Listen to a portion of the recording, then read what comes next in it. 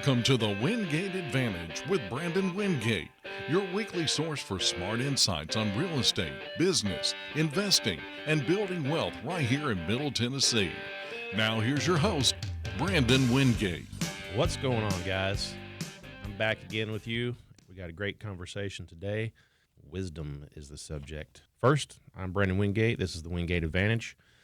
This is the show where we talk about business, real estate, business financing, investments, everything to do with hopefully beating the fiat system out there that I talk about all the time, the degrading of our dollar we have to deal with every single day with inflation, and making some of hopefully the right decisions along the way while you're building your personal goals and wealth and things like this. Today we got a great show and have a guest today as well. Now I'm also the owner and broker of the Wingate Group real estate firm here in McMinnville, Tennessee. We handle commercial real estate, investment real estate, residential, of course, your homes, things like this. We can definitely handle a wide variety of real estate that might fit your needs of what you're looking for. I'm a licensed contractor as well, so I've built houses, invested, things like this. And so we bring that kind of experience to the table with our real estate group. If you ever need to call us for any help, it's 931-474-2500. Now, we've got a few listings I want to talk about real quick. We've got 2516 Good Bar Road, which today will be $229. That's a house on a half acre, brand new home, modular home on a foundation, and it's a pretty little house, under warranty, everything. So that one's a great deal especially for a starter home or somebody wanting to downsize. Great view. It's a pretty location. It's near the Rock Island area. So also we've got commercial listings. One's in your backyard here in McMinnville. That one we cannot disclose the location until we actually have someone that's truly interested in looking at it for an investment, but it is a warehouse type of building, quite a bit of square foot on 2 acres. That could be a really, really good money-making investment for someone that wants to finish that out. It can be turned into climate-controlled storage.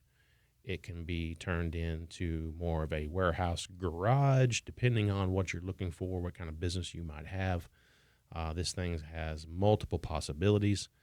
So if you kind of want to know more about that, if you're looking for something like that to expand upon and create a great investment, give us a call, and we can show you where that is, what that is, and go from there. Also got a new listing out of Nashville, 2839 Logan Street. This is a finished out commercial property. It's right around 2,000 square feet. It would be great for an attorney's office, a dental office. You know, it's a type of retail, professional office and location, plenty of parking, quarter acre. That's kind of rare in the Nashville area, in this area. If you're looking for something like that in the Nashville area, give me a call, 931-474-2500. Today, since we're talking about wisdom, the verse of the day is out of Job 12:12. I'm also going to bring a story, not necessarily a verse, but I'm going to give a brief rundown of the story in 1 Kings chapter 12 as well. But Job 12:12 says, "Is not wisdom found among the aged? Does not long life bring understanding?" So, years of experience, especially around the people that you're around. It could be a dad, it could be a granddad, it could be the elders that are around you, or, I look at people and try to listen to people that may be 20 years ahead of me or 10 years ahead of me, because it seems like every 10 years in front of you, there's a whole lot more experience with that additional 10 years. And 10 years, you'll meet that 10 years. If you're 40 and you're talking to a 50-year-old and they're saying, hey, by the time you're 50, this is what you need to be looking at, then you need to listen to that because you're going to be there before you know it. And so this verse here really hits home. Is not wisdom found among the aged? Does not long life bring understanding? So in an example of this in 1 Kings 12, We've got Solomon that has recently died, okay? He was a king, all right? And his son is coming up to be king after him. And Solomon, he ruled pretty strictly, even though he was known for wisdom and to be a very, very most successful king in the Bible. He was pretty strict on his ruling, and but he was good to the people at the same time. But his son Rehoboam is next in line, okay?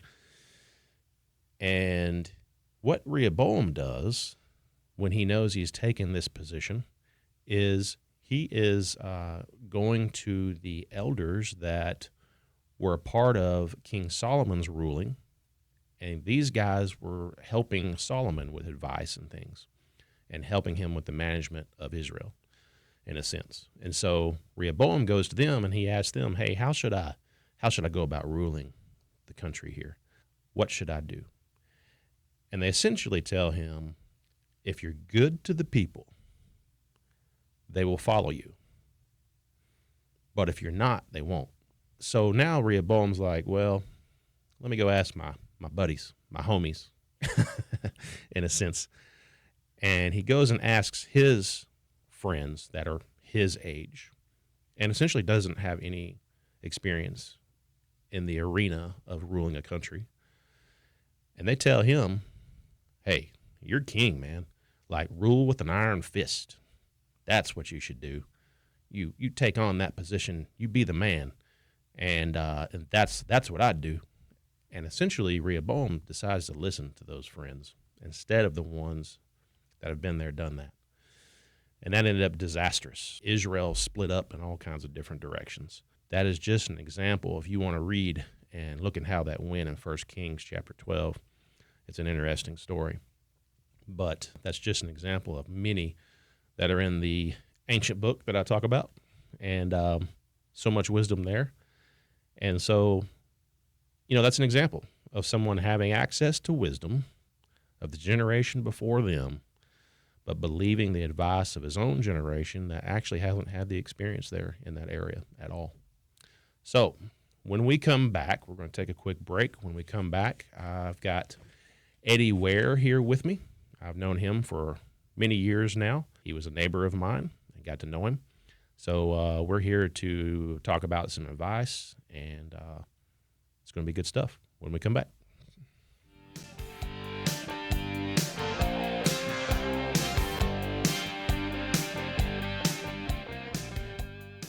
At Coffee Bank and Trust, better local banking is built on belief. The belief that together we can create tomorrows we're proud to hand down to future generations. This is the belief that fueled our founders, because we don't believe our hometown needs corporate banking built for bigger. We believe you deserve local banking built for better. Coffee Bank and Trust, a division of Coffee County Bank. Equal housing lender, member FDIC. Finding the right home is more than just a transaction. It's the beginning of your next chapter. At the Wingate Group, LLC, we're committed to helping families, first-time home buyers, investors, and sellers achieve their real estate goals with confidence. Whether you're searching for your dream home, selling your current property, or investing in land or commercial real estate, our experienced team is here to guide you every step of the way. Located in the heart of downtown McMinnville, the Wingate Group is built on integrity, professionalism, and exceptional customer service. We believe every client deserves personal attention and expert guidance from start to finish. Ready to make your next move? Contact the Wingate Group, LLC today at 931-474-2500 or visit thewingategroupllc.com. Premium Black Angus beef raised right here in McMinnville. Hutchins Land and Cattle has fresh-to-freezer farm-raised beef you can trust. They also provide professional brush hogging, tilling, and hauling services. Quality, reliability, local pride. Hutchins Land and Cattle, serving Warren County and the surrounding communities one job at a time. Call today 931-314-9098.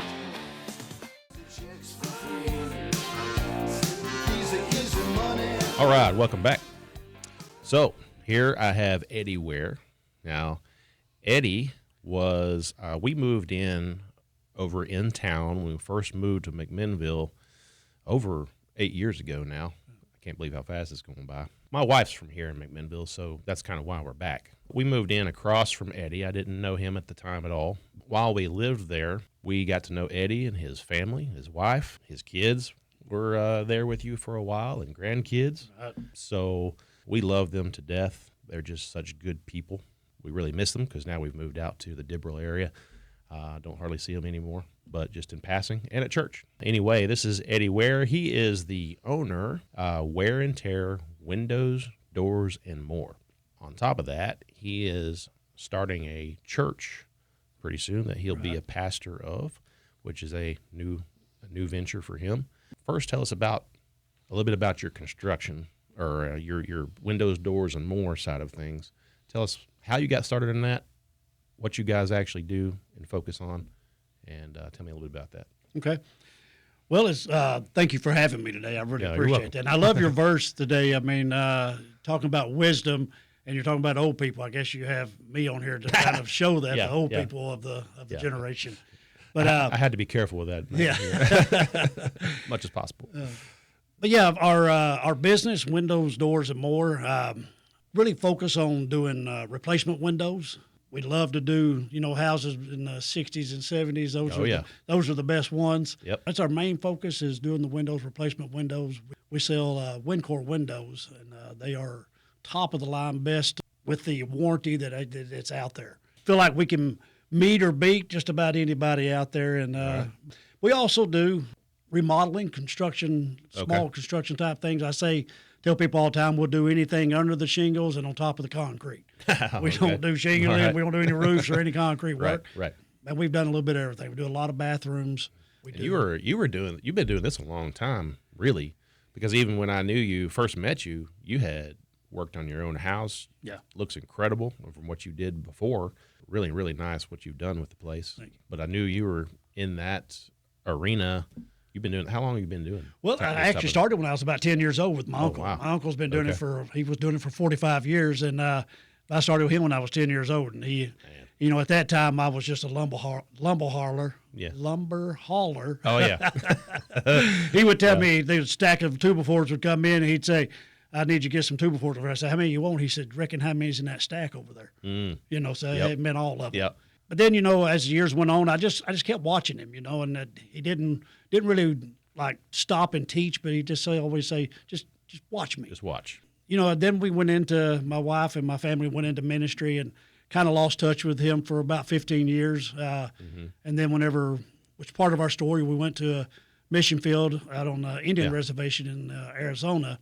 And when we came back, I went to my uncle and I said, hey, look, I know you're about ready to retire. Give me a couple years and show me the ins and outs. He kept buying muscle cars and things like that. And every time he'd buy one, I'd lock him in for another year. So I ended up having about 5 years with him. Okay. So he's been doing it for 45 years. Right. Yeah. Oh, awesome. So speaking of ministry, you're also starting a church out. Let's see, where is that area? It's going to be at top of Harrison Ferry Mountain on Highway 8. Right out there, we're going to temporarily be using the community center there. It's right beside the fire department on top of the mountain. Yeah. We'll be using that temporarily, but we'll be planting a church there. It's called City on a Hill Baptist Church. Oh, nice. We are affiliated with the SBC, Southern Baptist Convention. Okay. So, yeah. I've heard you preach before at another church that we went to together. I always loved your preaching. I really did. And it's always told my wife, I was like, man, can't wait till I hear Eddie preach again because you always did a great job. Appreciate that. But it's not me, it's God. But anyway. Absolutely. Let's get into a few of these topics. Yeah. Okay. First, let's go back many, many years. All right. And we're going to talk about, it's a financial show. And so we're going to talk about some of maybe the financial decisions, business decisions, or something we would have done differently in our younger years. So if you could go back and sit down with your 25-year-old self, I love this question, actually. It's one of my favorites of this whole thing. What's the first piece of advice you would give yourself at 25? Don't worry about what everybody else has. Mm. Quit looking at your neighbor and quit looking at other people that are, older or, they're more established, and quit worrying about what they have. Learn to be content right Yeah. where you're at. Yeah. Yeah. Learn to enjoy the ride that you're on, because it does Right. lead to a greater thing. I'm glad you say that, because, I actually did that a lot back when I was 25. I'd moved I was doing okay. That's when I was in Nashville getting married at 25. Immediately, I realized how small our little apartment was in. And Right. I mean, I started looking around. Of course, my wife is saying, one day she wants a house like that and like that and like that, and I'm like, oh no, like, how am I ever going to do something like that? It would have been helpful for anxiety reasons and all. Many years after that, even to be more content. So with that contentment, though, at the same time, we got to make sure there is a balance, I feel like. Mm-hmm. And so if you're contentment could lean over to the one side of the fence of almost into laziness. And this is my own opinion. Right. Yeah. And so we got to be careful not to lean that direction. Right. And make the mistakes financially, but to pay attention at the same time and make wise choices in that contentment, Yes. but make wise choices for our future as well. So what's one financial mistake you made that cost you years? This is a good one. It kind of goes back to my first question. I got caught up in having stuff, right? Looking around at everybody else, had new cars and things like that. And here I was in not an old truck, but an older truck, And so I remember when I was 18 years old, I got one of my, I guess, real first jobs. I was kind of making a little bit of money. Now I understand this. It was a temporary job. It was in a factory here in Warren County. We were working 12 hours a day, 7 days a week. Yeah. And even at 8 something an hour back then, that was a lot of money. Yeah. Yeah. So I was having a little bit of money, but again, keep in mind it was a temporary job. But I decided that I wanted a brand new car. Told my mom, she was going to co-sign for me. We drove down to Murfreesboro at 18 years old, and this raggedy, wasn't a raggedy truck, but I mean. When we got there, the transmission went out on it. Oh, boy. So, I mean, it got us there. On its last leg. It was on its last leg, and I still owed $3,000 or $4,000 on this truck. So, anyway, I was going to have a new car, and got to looking around at the cars and found the one I wanted, and sticker price on it was $14,500. That's not horrible, right? Brand new car, $14,500. I feel like that was a lot back then. Yeah, but it was a nice car. Okay, I bet it was. I bet, yeah. Time they added my truck, what I owed on it, then the interest on top of all of that. Yeah, I shoot. mean, when I left there, I owed $21,000 on a $14,000 car. I was upside down on that thing for 10 years. Even after I was married, we were upside down in that car so bad that I couldn't get rid of it. I couldn't do anything but pay it off. Yeah. I couldn't trade it. I couldn't sell it. Couldn't do anything. Yeah. It hurt us for a lot of years. I bet it did. A lot of years. Yeah. Huh. That reminds me, especially even around the time I was getting married, and I've mentioned this, I popped my car up on the screen here on one of my past lessons here. And during that time, around 25, speaking of being content in this area, I should have been content with just a Mustang.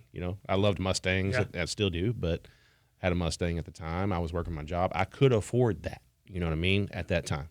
I loved racing, and I wanted to be the fastest. The only way to be the fastest is to keep throwing money at it. Right. It's really not, everybody's like Chevy, Ford, all this kind of stuff.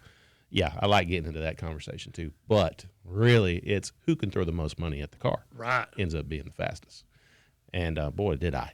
Like, man, I threw so much money into that car and wanting to be faster than the next guy. And then you go looking for, you finally beat that guy. And then you go looking for another race, somebody a little faster. Right. And then they end up beating you. And they're like, man, there goes more money. I got to get faster. I spent too much money on that, It definitely made a difference. And you talk about being upside down. It's almost the same thing. Yeah. You go to resell that car now because you want to make a change. And you've got $50,000 in it, and the car is only worth $15,000. And then you're like, oh, man, that was a dumb mistake. Yeah. Like, either you keep it forever or you just know you're just going to lose a bunch of money. Yeah. That was one of my mistakes that if I was to change anything, I would probably definitely wait. I mean, if somebody gets to the point of being able to buy them, quote, unquote, a toy, definitely wait till you can get on down the road with your finances and everything to be able to afford it. And as I said, that was a temporary job. So understand Yes. that I lost that job. I didn't get to be full time. So I made a bad decision. Yep. Even, and I didn't have, I wasn't locked in. Yeah, shoot. So there I was. Golly. And then we had a baby, and this was a 2-door Celica. Yeah. Yeah, we had to put the baby in the back, and it was like cram him into the car, right? Oh, man. And we need to get rid of it, but we're so upside down we can't. Gosh. But it probably kept running, though. Did it run a while? Oh, yeah. A good car? Yeah, a good car. Yeah. Well, it's brand new. Those temporary jobs, it just reminded me of something, and this is totally like on the fly here. I lost a temporary job, and I was always one to show up on time. Like, I was a good worker. I went through this temp agency, deciding where I wanted to work, and I like to eat. So they was like, hey, we need you to go to Sam's. Sam's needs some extra help. And I go to Sam's Club, and they put me in the position of handing out samples of food. I thought, man, this is great. Like, this is, I love. I see where this is going. Yeah. I literally sat there and I sold some of those samples, because they were good. And I could attest to that because I was eating it myself. And so that wasn't the right thing to do. So I lost that temporary job, but they didn't want me eating their food. Yeah, this is the thing about that temporary job too, that they told me whenever they brought me up for evaluation. Yeah. They said, you can stay here as long as you want. I said, you're a great worker. Yeah. Said, but when you were 16, we called your place where you worked before, and you left on a bad note. We can't hire you because of that. Man. So, again, consequences carry on. Absolutely. You gotta be careful. Absolutely. For sure. When we come back, we're going to get more into these type of questions, hear a little bit more stories, things we could learn from, and we'll be right back. Money for nothing. Chicks for free.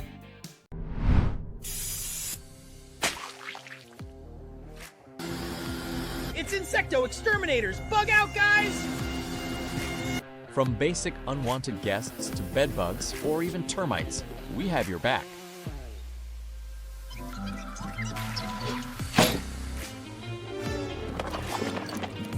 can have this house! It's got Insecto Exterminators for protection! Call Insecto Exterminators today. Insecto Exterminators has you covered. No matter who your unwanted guest is, give Insecto Exterminators a call at 615-499-0259. Looking for reliable property services in McMinnville? T&Z Property Solutions has you covered. From mowing and landscaping to junk removal and even demolition, no job is too big or too small. They truly make your mess their mission. With T&Z, one call does it all. Contact T&Z Property Solutions today and let the professionals handle the hard work. 931-743-9079. Savage Samurai Martial Arts, in affiliation with Team Legacy, is proud to announce the Blue Crew. This is an after-school program that provides homework assistance, as well as tutoring in areas specified by the parents that their individual students may struggle in. Followed up by instruction in martial arts training, contact the school directly at 931-473-5425. Come on in and see us at Savage Samurai Martial Arts.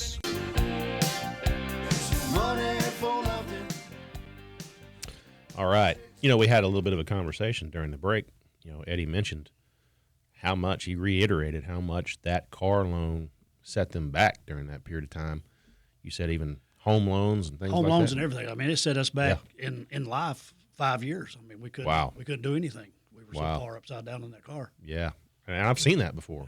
even my own family members, things like this, that ran into the same issue over a car loan a lot of times, because you can get upside down real easy on those cars for sure.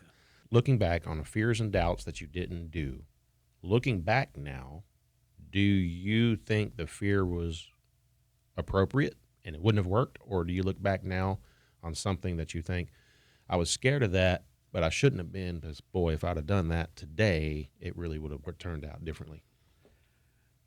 Fear can keep you from doing a lot of things, and, doubt in yourself and just things like that.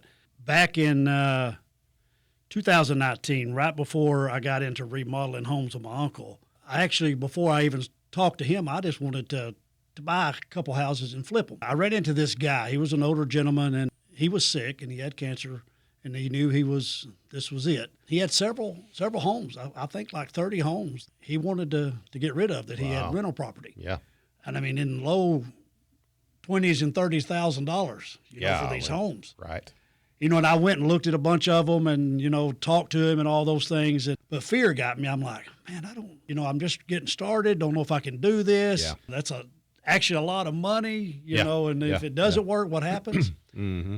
I understand this, Brandon. That was 2019. Yeah, I was right across from you at that time. Yeah. Huh. What happened in 2020? Oh, yeah. Just think if I'd have bought 3 of those houses. Right. Just 3 of those homes at $30,000. Yep. In 1 year, I could have tripled my money. Yeah, the thing is, and rightly so, that was right around COVID, but the COVID situation actually had an opposite effect than what you would have thought. Yeah, actually, yes, Yeah. big time. Yep. And at first there's a scare. You're like, oh, man, the whole world's coming down on us. But then, bang, the way things bounced back, absolutely, you would have tripled your money for sure at $20,000 or $30,000 homes. Yeah. So, that was a big one. Yeah, that was a big mistake that I look back at now and think, oh, man, I want to kick my tail a bunch of times, Yep. And that reminds me, on the previous show last week, we had Chase on here from Coffee County Bank, which they are sponsoring this show now, and greatly appreciate them. Awesome bank, by the way. Tell you what, Chase knows how to, help make those loans work. He gives you great advice, things like that. But he mentioned on there last week that it's almost impossible to predict the future. Yes. Okay, and that's an example of it right there. Definitely should have moved forward with the investments, real estate side, and it turned out. And, speaking of that, even with something catastrophic happening, and this is what I've seen over time, there's cycles. There's always a hiccup along the way that for a short period of time, and I call it short, it could be a couple of years, but a lot of times it's fairly short period of time that can scare people, whatever. You don't have as much buyers, this and that. Market slows down. But it'll rebound. Now, one thing in that instance, don't get over your head. Right. And with that price, I think that's kind of what you're saying too. You necessarily wouldn't have been over your head necessarily at those low prices. Right. And if you would have just rented them for $500 a month or whatever, that's paying your payment more than likely at that price. So just know that everybody out there, these are cycles. And if it feels like it's a good deal and in your gut it's bothering you and you're like, man, I don't think I should pass that up, don't let fear get in the way, is what my advice. Do it.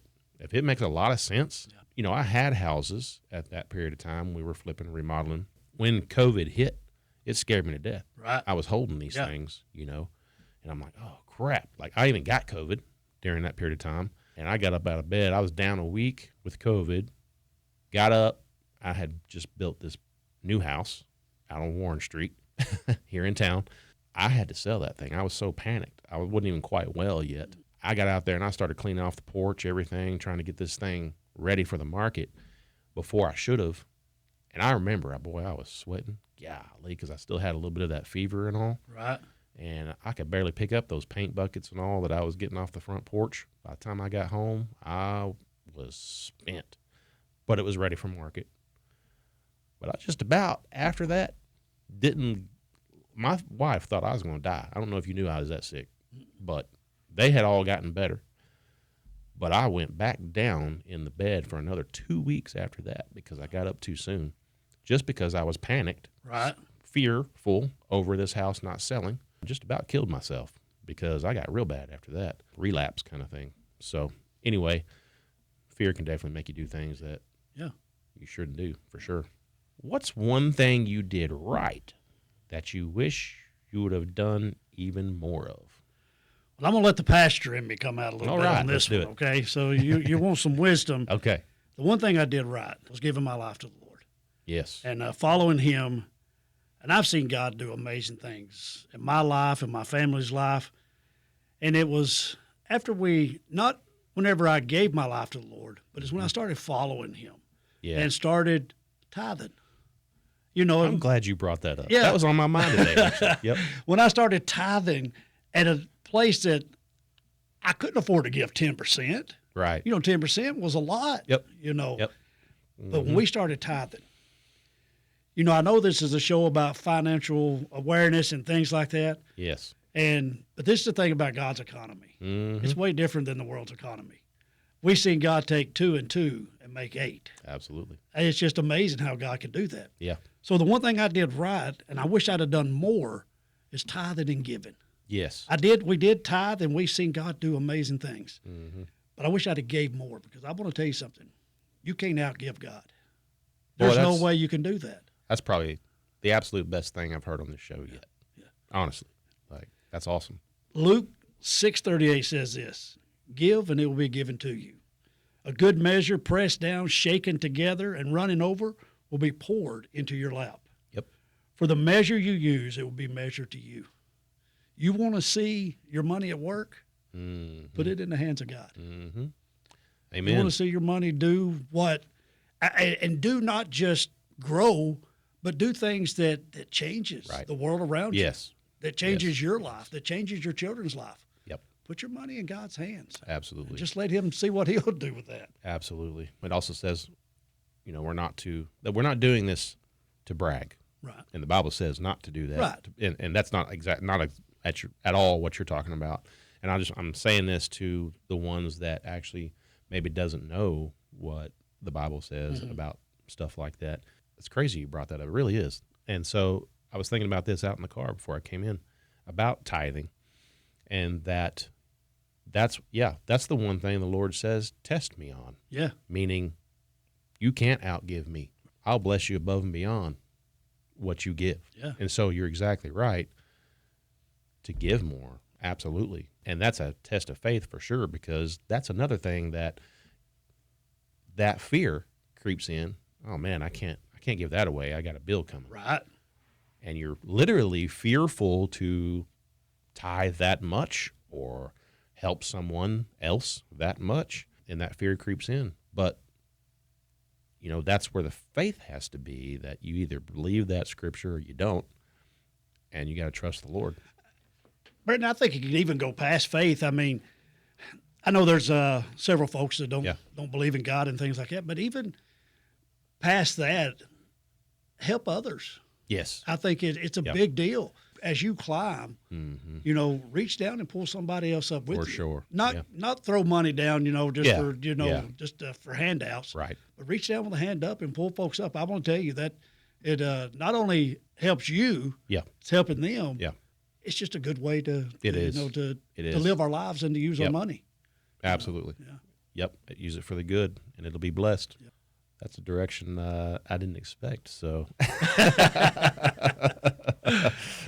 threw me off just there a little bit. So, what's one thing people in their 20s should stop doing immediately? Immediately. Stop looking around. Mm-hmm.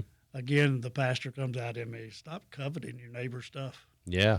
Yeah. You've got to stop looking at what everybody else has, because understand this. If they've got a yard full of toys, garage full of toys and stuff, they probably got a huge debt. Yeah. They're not able to enjoy it and life because you're having to work 12 hours a day, 7 days a week to pay for all these things. And so you're not really enjoying them. You're not really enjoying life. It's true. You got them all. Yep. And you look good to other people around you. Yeah. But I'm going to tell you, that's one of the biggest things. I mean, I think that we see today, these young people are, you know, I don't see how they're doing it, Brandon, how they're having these brand new homes. the wife's, got a brand new Armada or got a brand new Lexus, and the guy's driving a 4-door Chevy brand new truck. Right.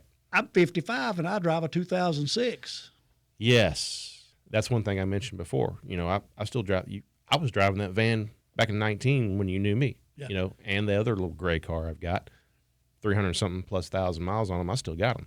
The issue is, and I feel sorry for the generation a little bit, but they feel like, I think, they can walk right in, and they have this expectation that they walk right into what we have now. And the fact that we had to build up to that point and do no telling what to get to that point, they haven't seen that side. They haven't realized that, they have that expectation, and they try to get that way too soon. I remember whenever me and my wife first got married, we were actually, when we first got married, we lived with my grandmother in a little room behind her house. And then we moved and went to her parents' house. And I seen my friends, they had boats and stuff like that. Yeah. And I'm living in my father-in-law's house. And I get up one Sunday and I'm like, I want a boat. You ought to see my father. You ought to heard what he said. Now, I'm not going to say it here. I bet. But he said he wants a boat, and he's living in my basement. Yeah. But that's funny. We do silly things like that because of what we're looking around. Yeah. We got to stop. Yeah. Absolutely. Look at where we're at. I mean, because I think I wish I could go back and say, enjoy where you're at. Enjoy that, because it's going to make you who you're becoming. Yes, absolutely. And that's a distraction. Okay. Let's just say we've got a young man that has goals. He has a vision of what he wants to do. He's got a new family, whatever case he might be in, brand new job. He's just now on track, but he sees all that and he wants all that, and he tries to get that stuff too soon. It can hold him back, just like that car you had, but also it's a distraction, and now you can't focus. You're nailed down. You're shackled to what you're doing, and almost in panic mode when you start realizing, I'm having to pay all these bills now all of a sudden, and it's just too much on me. And then you go try to sell the item all of a sudden, whatever, and you're upside down on it, whatever it might be. And that is nothing but a distraction, and is going to hold you back. So if you can be more frugal, wiser choices at this young age especially, that's going to count for a lot later. For sure. What's one thing in their 20s that they should start doing immediately? Again, I'm going to go back to my pastor in me, all right? Yep. I think people in their 20s need to start doing this. They need to give their life to the Lord and follow Him. Yeah. Amen. Put their money and their future in His hands. Yeah. I don't know where, I know that I gave my life to the Lord at 23. It changed the direction of where I was headed in life. Yeah. Do that at a young age and trust Him with the things. Yes. Your money, your relationships, your business, whatever it is. Because this is the thing, Brandon, and you know as well as I do, He sees way past what we can see. Yeah, absolutely. He sees the end. I just feel like that's one of the biggest things. Put your money in His hands. Right. You're talking about finances and making good decisions and things like that.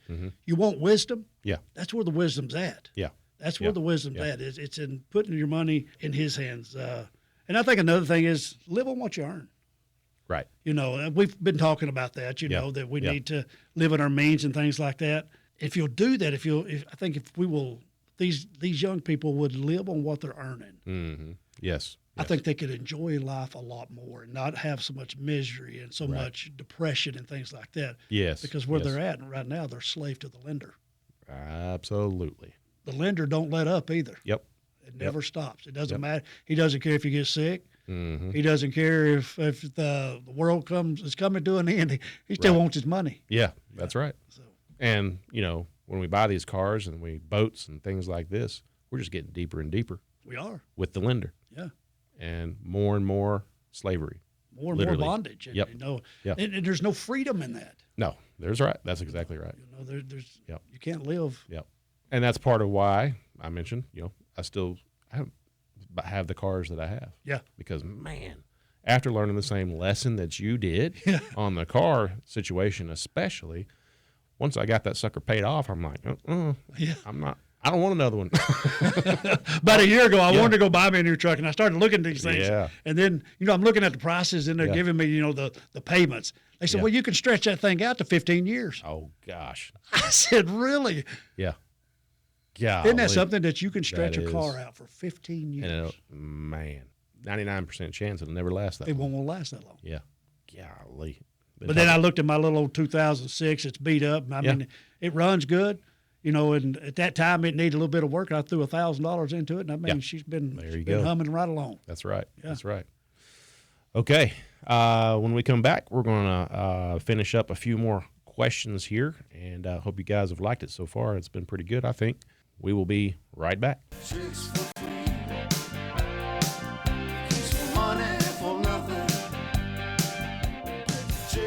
Hi, I'm Mason Nova with the Wingate Group LLC, your local real estate resource here in East Tennessee. Whether you're looking in Knoxville, Gatlinburg, or anywhere in between, I'm here to guide you through every step. You can reach our office at 931-474-2500, or you can contact me directly at 270-564-9117. Let's navigate your next move together. Hello, I'm Brandon Wingate with the Wingate Group, real estate firm, McMinnville, Tennessee. I wanted to come to you today to let you know that there is a brokerage out there built for the success of agents. Are you tired of giving away a lot of your commission, hard-earned commission, when you're doing all you can to serve your clients? Well, we want you at our brokerage because I'm here to help you succeed. We have a 100% commission structure. We have an awesome brokerage. We have the Wingate Advantage radio show and podcast, which is generating leads and business like crazy. And I want to hand this off to you. I want to help you succeed. We'll talk to you soon. Thank you. At Coffee Bank and Trust, better local banking is built on belief. The belief that together we can create tomorrows we're proud to hand down to future generations. This is the belief that fueled our founders, because we don't believe our hometown needs corporate banking built for bigger. We believe you deserve local banking built for better. Coffee Bank and Trust, a division of Coffee County Bank. Equal housing lender, member FDIC.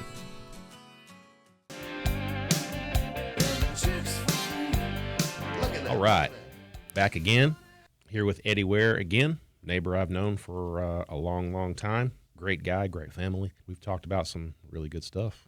So, if you could leave your children and your grandchildren only 3 financial lessons, what would they be? Put your faith and your trust in God's hands. I'm telling you, I again and again and again. Sometimes he says he'll take that, he'll press it down, he'll shake it, and it comes out overflowing into your lap. As you said, God says, test me and see. Yes. Sometimes it doesn't come back to you as dollars. We had an old, it was a Ford Taurus. This thing, when we got it, it was given to us for free. And when we got it, it had, I think, about 80,000 miles on it. Yeah. We drove the tires off that thing. Yeah. It didn't leak oil, but somehow it drank oil. It never had oil in it. And you knew that it was ready for oil when it started shaking. Wow. Yeah. So when that car started shaking, you put some oil into it, right? Right. We drove that thing, I bet you 10 years. We drove it out to our mission field in Arizona. Yep. I looked at that car when we got there. I said, "You'll never see Tennessee again." I was made a liar on that. Wow. That car went for 5 years out on the reservation. It came back to Tennessee and went another several years until I gave it away and they totaled it. But that was the end of it. Yeah. But what I'm saying is this: trusting God sometimes may not come back to you the way you wanted to come back, but there it is. My sandals didn't wear out. Yes, exactly. As I walked in the desert, my sandals didn't wear out. Yes. My car kept going. I mean, it's sometimes just little things like that. Yeah. But that would be the first thing. For sure. Put your money and your trust in the Lord. And I definitely believe in that. And my wife and I have lived by that ever since we've been married. She's been you know, she was a great blessing in that way because that's the first thing she said. Well, this is what we're going to do. I'm like, okay. And I didn't have a problem with it. I just didn't, you know, I was young, 20s, everything. Wasn't thinking about that at that point in time. But boy, she did. Yeah. And so right off the bat, you know, that's what we're doing. Always have. Yeah. And you're absolutely right. We're a firm believer in that as well. Yeah. And, you know, this is also what I was thinking about when you brought up the tithing. There's a lot of misconception about when preachers talk about tithing. There's some people that think, oh, that's all they talk about. Mm-hmm. You know, that's all they want. Asking for money. Well, money. Yeah. Okay. Just like we have in the world, there are some that are con artists and some that are not. Right. We have that. We're still in the world, even in that arena. Yeah. And yeah, there are some maybe on TV or whatever that gives a bad rap. Okay. But for the most part, that is not why these preachers are saying this. As you're hearing it right here from a good man that I know to be a good man and a pastor, he is not saying it for that reason. He is saying it to tell his own children, like I said in this question here, tell his own children what they should do if they were 25. What would he even redo? He's saying it because of the understanding of Scripture and belief in that Scripture, that is a wise choice, period. Right. It's a blessing that you're asking to be upon yourself with the tithes. Right. And so I just want to throw that out there, that this is from the heart, for real. And it's not, you know, it's not always what the conception is, the understanding is, oh, they just ask for money. No, like a lot of these pastors are out there saying, do this because it's also going to ministry and all. If that church is doing what they're supposed to be doing, they're helping a lot of people. That's right. And you know, they want to help as much as they possibly can. And the money's being used for good. So just like anything, I mean, it takes money to run a business. For sure. It takes money to run the home. Yep. You know, the church. Yep. They're not giving us things for free. They're not giving us free electricity and free light or water and all those. Yeah. You know what I'm saying is living in this world, it takes money to have ministry. That's right. To be able to That's do right. the things. And focusing down on the individual. So you got a church doing that, focusing down on the individual now, giving that money away, tithing that money. Well, why does the Lord bless that? Because you're obviously doing that, and that's what he wishes for you to do, and he would like you to do that even more. So let's fill that bucket back up so you can give that away and keep recycling that, because you're doing what the Lord wants you to do with your money. So let's keep bringing that in. So this guy here that's doing what I want him to do can do even more. All right. The next thing I would tell them is stay away from debt. Yeah. Stay away from debt as much as possible. Mm-hmm. I know that in this day and time, you know, to buy a home and things like that, that you're not running around with $300,000 in your pocket and you have to, you know, go in debt for a home. Yeah. But stay away from debt as much as possible. Stay away from credit cards. Oh, gosh. Yeah. Stay away from that junk. Yes. Yes. The other thing is make enough money so you can take care of G-Pop and Gigi. I'm just kidding, but that would be great, right? Yeah. But yeah. And the other thing is live on what you earn. Yep. You know, live in your means. Mm-hmm. I'm not saying don't have dreams and hopes and for the future and things like that, but live where you're at. Yep. Because I think if we live where we're at, we can enjoy where we're at. Right. You're right. You're absolutely right. You know, if we are trying to get ahead and have things that we shouldn't have right now, it just leads to misery. I'm just telling you. I mean, that, you know, you get bound up and you're going to get chained down. Yep. And then all you're going to be doing is trying to work for those things. Yeah, that's true. You know, that's exactly right. So I think I know where this next one's going to go for sure. What's one lesson about life that's more important than money? Well, they kind of go together a little bit here. When Katie and I first got married, we tried to get credit cards. I mean, we wanted one. I mean, because I wanted to have the stuff that everybody else has, right? And the only way to be able to do that, the American dream, is get loans or get credit, you know. And, but I'm just going to tell you, glory to God, I was never able to get one. We were Oh, never that's- at a young age able to get a credit card. Yeah. And we finally just quit trying.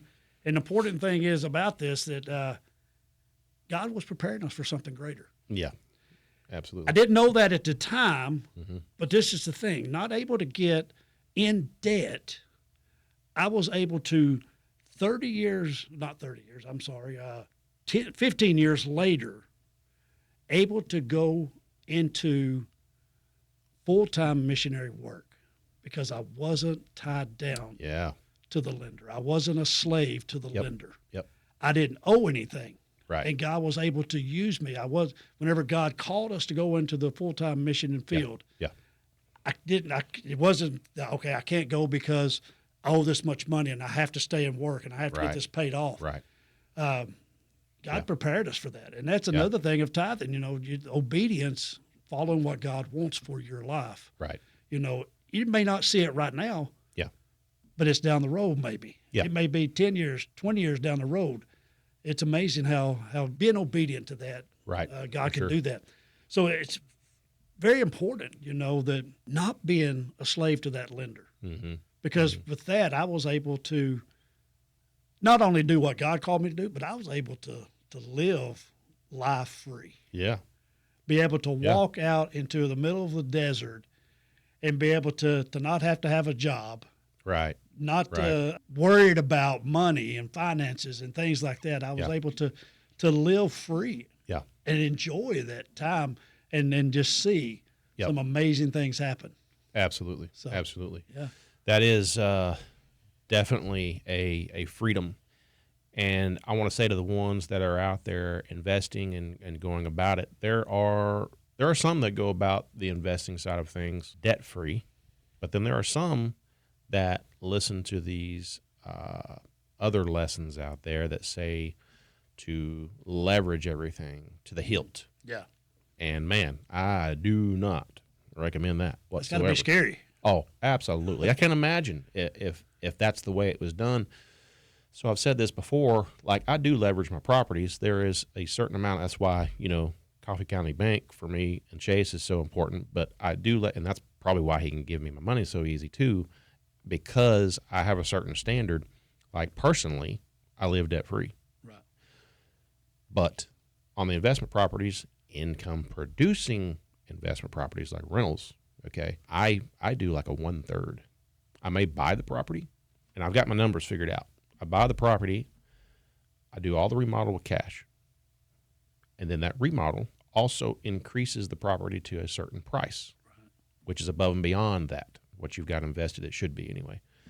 So what it ends up being, and I look at this along the way, that my debt is about 1/3 of the value. That way, I'm not completely debt-free, but I'm not chained to anything that might go wrong along the way, whether the economy changes or whatever. A rental house goes empty for a little while. That is okay because I'm not in extreme debt on an income-producing property. Right. Now, if you're buying to hold and it's like a piece of land, I don't recommend doing that. You need to buy that cash because it's not making you money. It's increasing in value. And so if it's something like that, there's a different way of doing things in my book. But anyway, yes, that whole debt-free thing, freedom. Yeah. Yep. Freedom in it. Absolutely. All right. Last question here. I know you've made mistakes. I've made mistakes.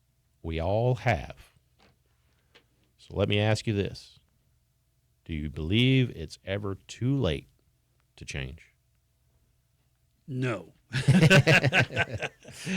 As I've said many times here, that we spent 5 years out on whenever we were called to leave and come back to McMinnville. Yeah.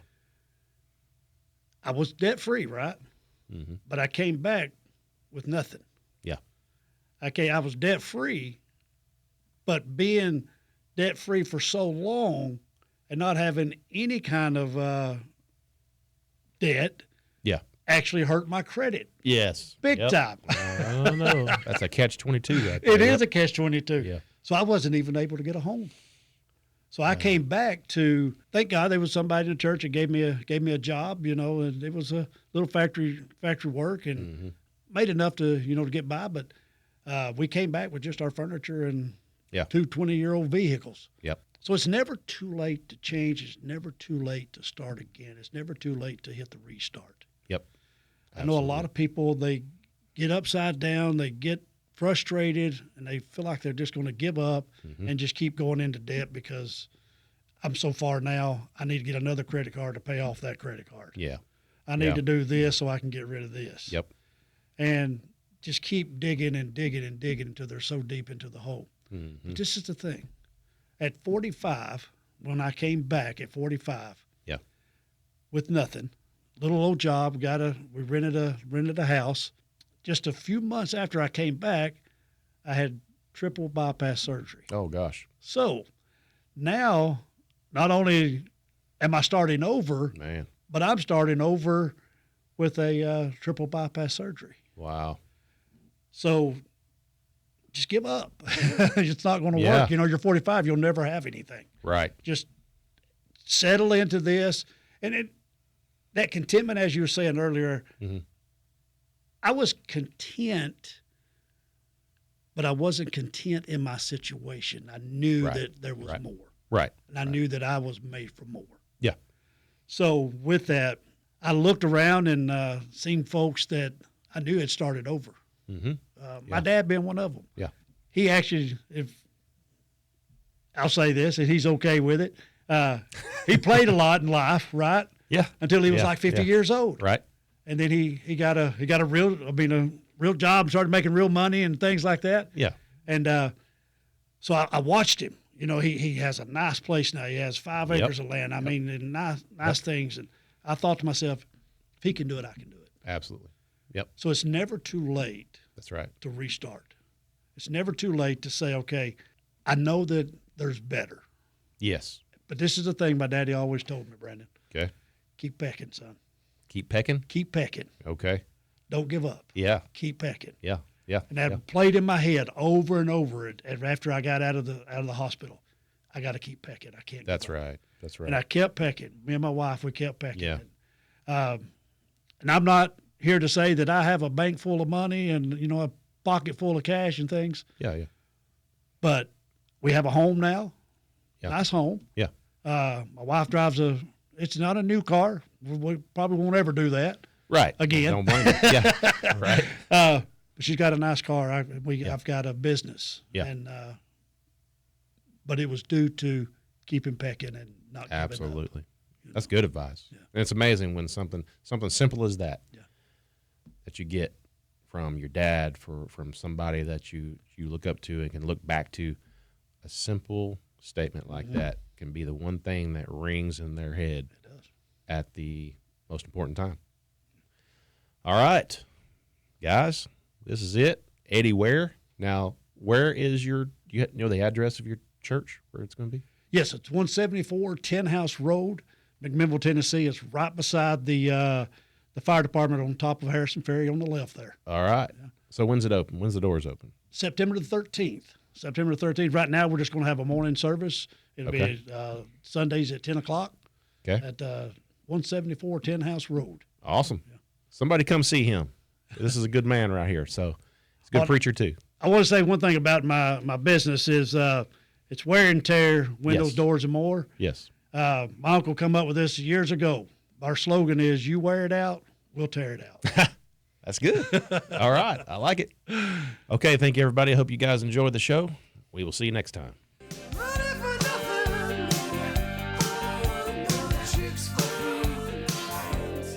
Finding the right home is more than just a transaction. It's the beginning of your next chapter. At the Wingate Group, LLC, we're committed to helping families, first-time home buyers, investors, and sellers achieve their real estate goals with confidence. Whether you're searching for your dream home, selling your current property, or investing in land or commercial real estate, our experienced team is here to guide you every step of the way. Located in the heart of downtown McMinnville, the Wingate Group is built on integrity, professionalism, and exceptional customer service. We believe every client deserves personal attention and expert guidance from start to finish. Ready to make your next move? Contact the Wingate Group LLC today at 931-474-2500 or visit thewingategroupllc.com.